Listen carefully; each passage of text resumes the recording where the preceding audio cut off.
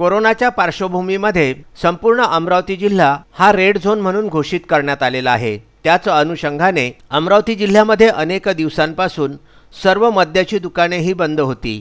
मात्र काही दिवसांपूर्वी ग्रामीण भागातील मद्यांची दुकाने सुरू करण्यास हरकत नाही असे जिल्हाधिकाऱ्यांनी आदेश दिले होते। त्यामुळे ज्या ठिकाणी मद्याची फक्त विक्री करता येतील अशा ग्रामीण भागातील मद्याच्या दुकानांना शासनाने परवानगी दिलेली आहे। या अनुषंगाने अमरावती शहरामध्ये मात्र रेड झोनच्या अनुषंगाने मद्य शहरामध्ये परवानगी नाही। त्यामुळे अमरावतीमधील मद्य शौकीन हे आजूबाजूच्या तहसील पातळीवरच्या गावांमध्ये जाऊन ज्या ठिकाणी मद्याची दुकाने आहे अशा ठिकाणावरून मद्य घेऊन आपली हौस पुरविताना दिसत आहेत। चांदूर रेल्वे येथे विदेशी मद्याचे हे एकमेव दुकान आहे। या ठिकाणी विकत घेण्यासाठी आपण पाहतोय एक बरीच मोठी लांबलचक लाईन ही आपल्याला पाहायला मिळते। या रांगा लांबलचक आहेत, मात्र सोशल डिस्टन्सिंगचं भान सुद्धा मद्यपींना वेळोवेळी देण्यात येत आहे। या ठिकाणी प्रत्येक मद्यपी ज्यावेळी मद्य विकत घेण्यासाठी त्या दुकानाच्या जवळ जातो त्यावेळी त्याला ताप तर नाही ना हे सुद्धा तपासणी केल्या जाते। ती तपासणी झाल्याच्या नंतर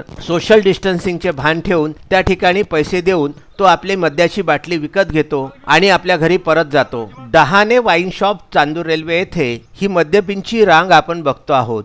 या ठिकाणी सोशल डिस्टन्सिंगचे भान सुद्धा मद्यपींनी अतिशय योग्य प्रकारे ठेवलेले आहे।